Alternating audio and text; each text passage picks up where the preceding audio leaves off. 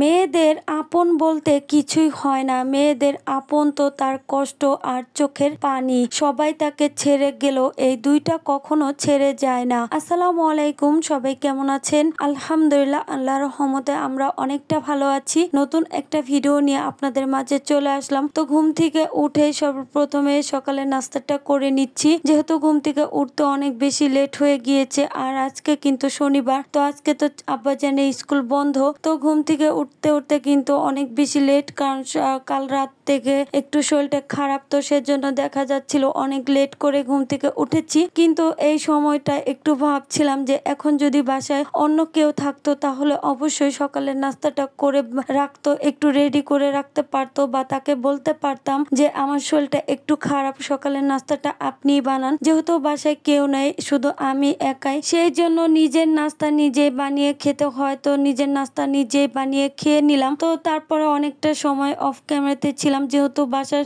অনেকগুলো কাজ জমে আছে। গতকাল বেড়াতে গিয়েছিলাম, তো সেখান থেকে ফিরতে ফিরতে সন্ধ্যা হয়ে গিয়েছে। তো তারপরে আর তেমন একটা কোনো কাজই করিনি। তো শরীরটা খারাপ লাগছিল অনেক বেশি, সেই জন্য কোনো কাজই করতে পারিনি। তো আজকে সকালবেলা ভেবেছি করব, কিন্তু আর তাও করতে পারিনি। তো যাই হোক, অনেকগুলো কাজ করতে হবে, তো একদিনে তো করতে পারবো না, আস্তে ধীরে যতটুক পারবো ততটুকুই করব। তো যাই হোক, তারপরে আমি কিন্তু দুপুরের রান্নায় চলে আসলাম। তো আজকে রান্না করছি ডাল, আর তার সাথে থাকবে নলা মাছ ভুনা, আর সাথে থাকবে থানকুনি পাতার বড়া। তো এই তিনটা পদই করব, আর বেশি কিছু করব না। তো যাই হোক, আমার কিন্তু মাছটা ভুনা করা প্রায় শেষের দিকে। তো টমেটো দিয়ে মাছ ভুনা করলে কিন্তু বেশ ভালোই লাগে খেতে। তো আমি বেশিরভাগ সময় একটু টমেটো দিয়ে ভুনা করি। তো অফ ক্যামেরাতে কিন্তু আমি ডাল আর ভাতটা রান্না করে নিয়েছি, আর তারপরে কিন্তু আমি মাথায় একটু মেহেদি দিয়েছিলাম। তো এক সপ্তাহ পর আবার একটু মাথায় মেহেদি দিলাম। তো